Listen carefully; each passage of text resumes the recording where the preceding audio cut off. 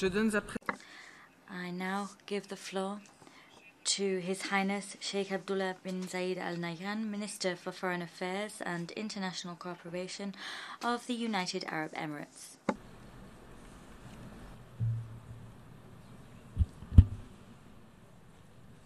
السلام عليكم ورحمة الله وبركاته. May the peace of God be upon you, Madam President, colleagues, ladies and gentlemen. At the outset, I would like to congratulate you on the presidency of the General Assembly session, and I would like to thank your predecessor for his effective leadership during the previous session. I would also like to express my country's appreciation of the considerable efforts made by the Secretary General, Mr. Antonio Guterres. This year, the United Arab Emirates is celebrating the centennial of the birth of the late Sheikh Zayed bin Sultan Al Nahyan, the founder of the Union, and the leader whose enlightened vision and noble values transformed my country into a successful political, economic, and social model. As we celebrate the centennial of the birth of our founding leader, we realized that we are not isolated from our surroundings, and that our success has increased our humanitarian and overall responsibilities as an Arab country towards a region that faces numerous challenges. In the last few years, we have witnessed major changes in the international order, the consequences of which are becoming more apparent by the day, most notably the rise of armed terrorist groups that rely on extremist ideologies and aim to destabilize and control countries. What is even more dangerous is the support that rogue states provide to these groups. Amid these dangerous challenges, which affect the security and stability of every state, especially in our region, it has become imperative for the UAE to be more active in maintaining regional security through strengthening partnerships to address current challenges. We realize that we cannot continue to rely on other states to solve the crises in our region.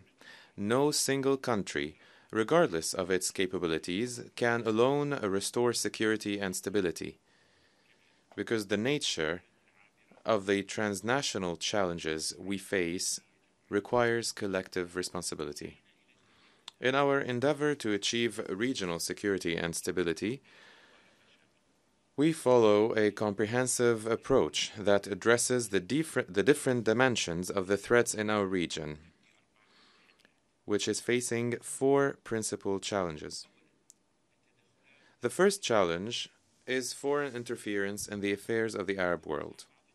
Certain regional countries, particularly Iran, seek to undermine the security of the region by spreading chaos, violence, and sectarianism.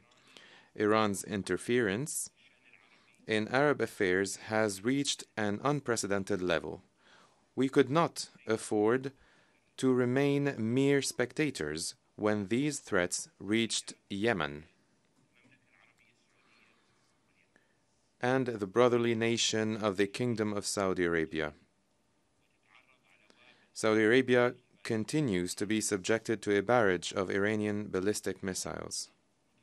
The security of countries in the region is interdependent, and our security is tied to the security of Saudi Arabia. This is why we responded by joining the coalition to support legitimacy in Yemen, in order to put an end to the Houthi coup and to address Iran's nefarious interference. It is critical to differentiate between the behavior of illegitimate armed groups that are committing serious violations and criminal and subversive acts in Yemen, as the Houthis are doing, and the legitimate measures taken by the coalition that was formed at the request of the legitimate Yemeni government. The coalition's goal is to re-establish stability by taking measured steps that take into account humanitarian aspects and are in accordance with Security Council resolutions.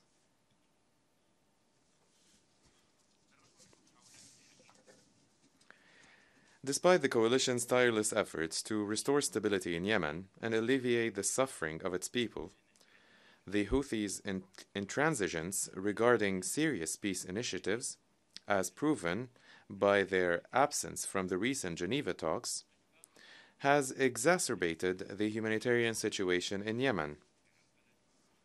The Houthis continue to obstruct humanitarian assistance and are receiving Iranian arms, planting landmines, and recruiting children. In light of these serious developments, the forces of the coalition to support legitimacy launched their military operations to liberate Hodeidah from the grip of the Houthis to achieve a strategic shift that would enhance the prospects of reaching a political solution. In conjunction with the operations of the coalition in Hodeidah and other areas in Yemen, the humanitarian aspects have always been taken into account. Hence, the Hodeidah operation was planned and implemented bearing in mind the work of relief organizations and in accordance with our obligations under international humanitarian law. We have also strengthened and expanded our humanitarian aid and emergency relief. While we counter the Houthis in the north of Yemen, my country will continue its efforts against Al-Qaeda in the Arabian Peninsula. This terrorist group was severely impacted after the coalition to support legitimacy was able to degrade its forces, cut off its sources of financing, and liberate the territories that were under its control. Mistrust in Iran's intentions and the concerns over its nuclear ambitions are not only limited to our region. These concerns were also reflected in the decision taken by the United States to withdraw from the Iranian nuclear agreement and reimpose sanctions. Iran has never ceased its aggressive behavior in the region, nor abandoned its intention to develop weapons of mass destruction, even when the international community granted Iran the opportunity to rectify its policies and behavior. In this regard, we reiterate the importance of a united international position against Iran that addresses its development of ballistic missiles, its support to terrorist groups, and its use of proxy wars to undermine regional and international security. Madam President, the second challenge the region is facing is the spread of extremism and terrorism and the exploitation of modern technology by extremist and terrorist groups to disseminate their dangerous ideologies. Although we have made some promising advances against these extremist and terrorist groups in Syria, Iraq, and Yemen, and liberated certain cities in Libya, our fight will continue until this scourge is eliminated. The situation is becoming more dangerous as some states establish media outlets that incite hatred and constitute platforms for extremist and terrorist groups.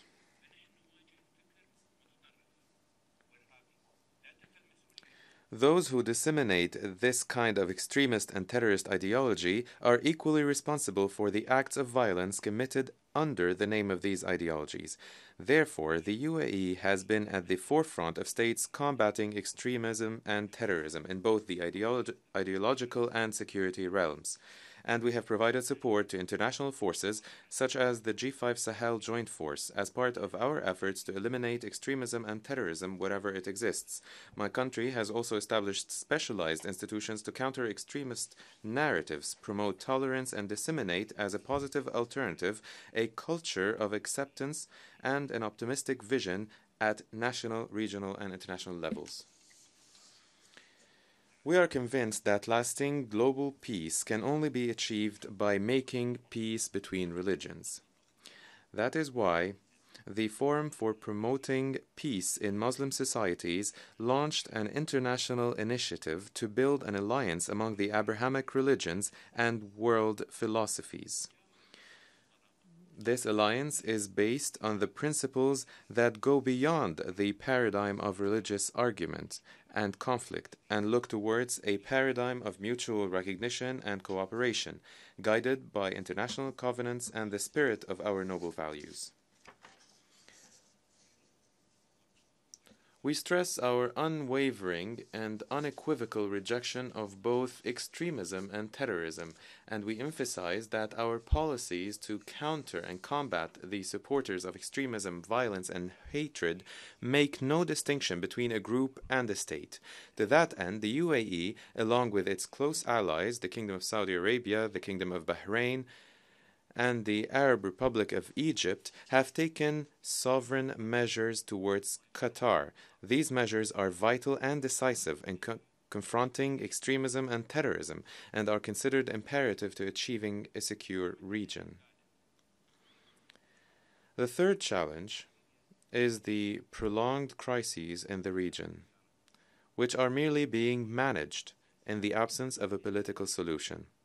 In this regard, the United Arab Emirates will constantly strive to support the existing political initiatives, including by working with all UN envoys.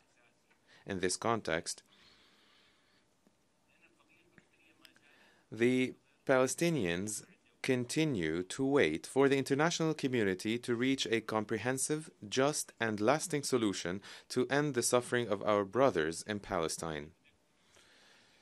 We must underscore that the continued humanitarian and human tragedy is being exploited by extremist groups and rogue states.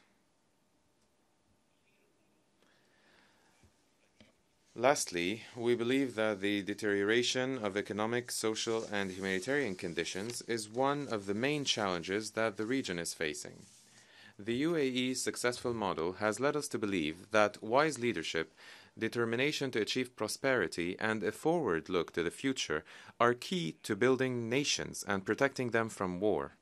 Therefore, my country's foreign policy is one with development, humanitarian, and cultural dimensions to support the needs of the people and to achieve the SDGs.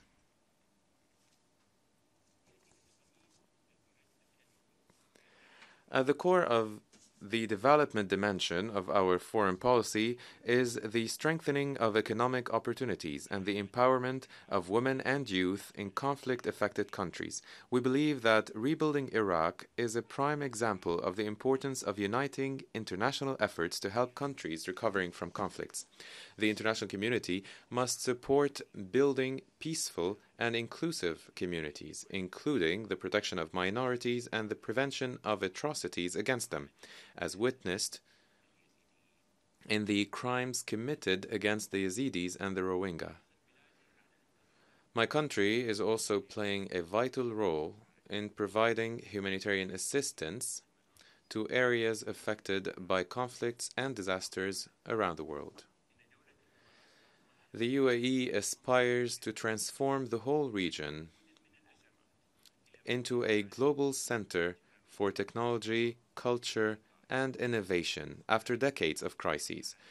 My country focuses on anticipating challenges and investing in frontier domains, especially artificial intelligence, space technology, and renewable energy. I would like to emphasize that empowering women and youth and investing in their unlimited skills contributes to building resilient and cohesive societies and eventually stable and safe countries. Madam President, today our Arab region is in dire need for a comprehensive transformation that brings it out of chaos and into stability, and out of isolation and unilateralism into openness and planning for the future.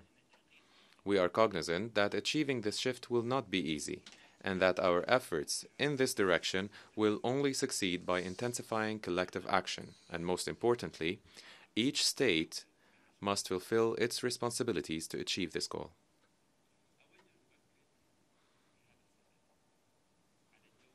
I would like to reiterate the vital role of the United Nations in supporting political processes, strengthening dialogue, and building confidence among governments to maintain international peace and security, especially in light of the worrying uncertainty that currently defines the international order.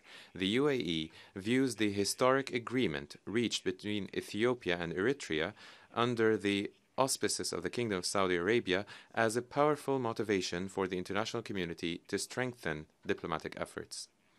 In addition, the international community must take a firm and consistent stance towards states that have hostile policies and violate international law and the charter of this organization.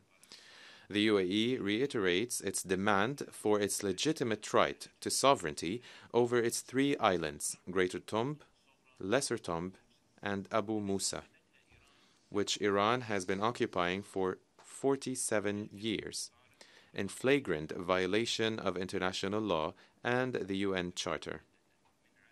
We reiterate from this podium our calls to Iran to respond to my country's sincere calls to return the occupied islands to their rightful owners, either voluntarily or through the peaceful means of resolving international disputes, particularly direct negotiations, or by referring the issue to the International Court of Justice or international arbitration.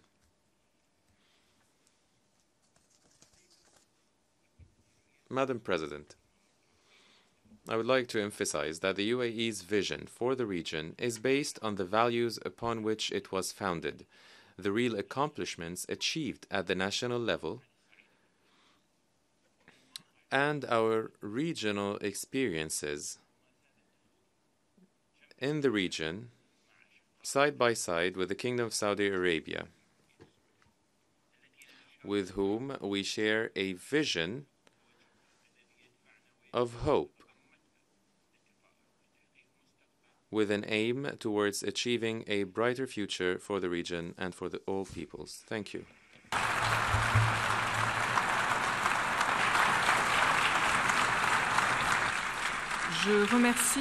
I wish to thank the Minister of Foreign Affairs and International Cooperation of the United Arab Emirates for his address. We have heard the last speaker on the list for the general debate for this session.